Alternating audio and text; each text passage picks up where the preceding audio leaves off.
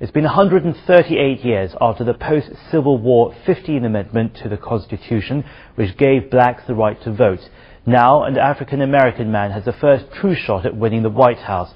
As the clock ticks down on one of the most memorable and remarkable presidential contests in U.S. history, the black population is energized in ways not seen in decades.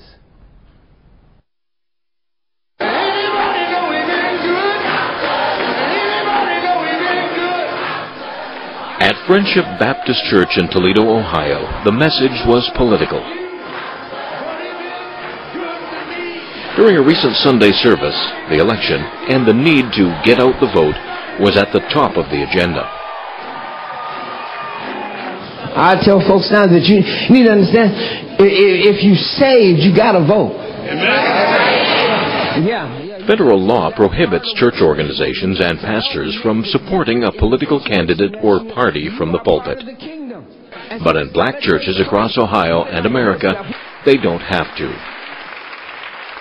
A poll conducted by the University of Cincinnati earlier this month showed 94% of blacks in Ohio said they would vote for Senator Barack Obama in November.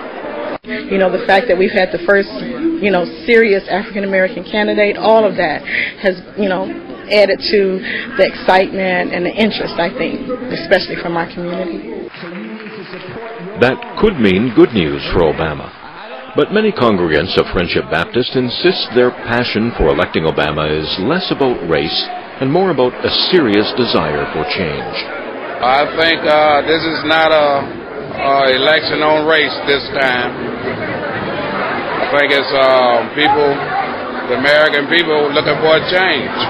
His support base is much broader than people think. And I think that a lot of people that still focus on race will get to the point where they'll realize that we want the best man for the job. Despite his relative youth and ideas for change, many feel the 47-year-old Obama has shown himself to be a more reliable leader than McCain. He's been sensitive to the need to insulate the negotiations from presidential politics.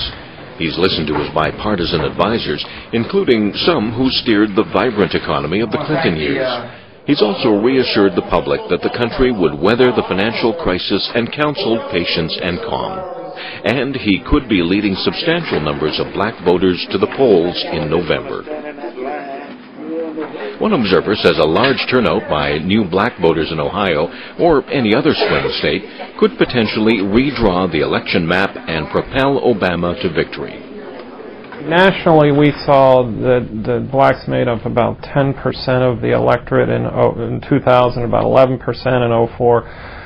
Based on the higher levels of engagement, that may go up a point or two, which doesn't seem impressive. But as you say, in a state like Ohio and Virginia, which are closely contested, a point or two could be all the difference. And that's what you're looking at. While the Obama camp is optimistic about increasing the black turnout, it's also cautious. Some Obama supporters fear a strong black showing will be more important than ever, just to counteract the votes Obama may lose from white voters who can't bring themselves to cast a ballot for a black man.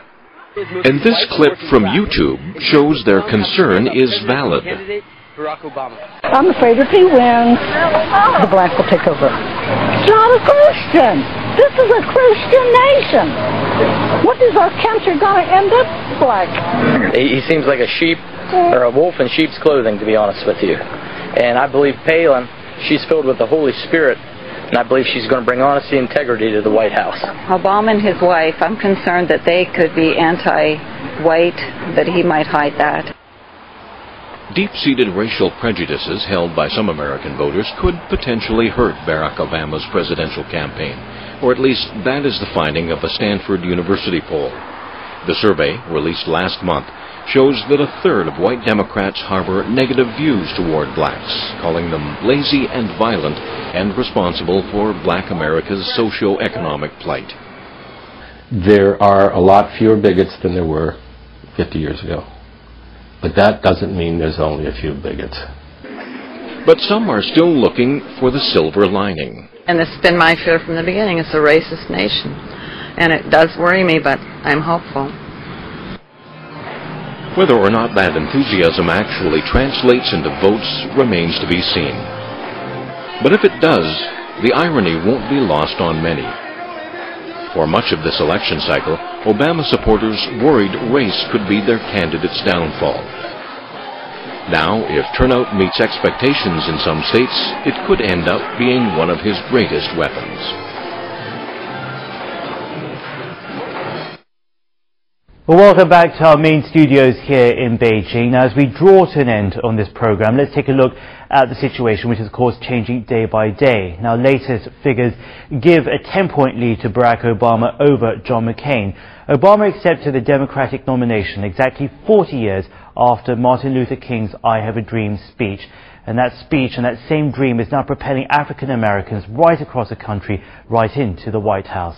Well, that brings us to the end of this program. As always, we'd love to hear from you, so do send your comments, your questions and your suggestions. You can write them into our email address up on your screen right now. I'm James Chow from all of us here in Beijing. Thanks for watching, and we'll see you at the same time next week for your insight on World Insight.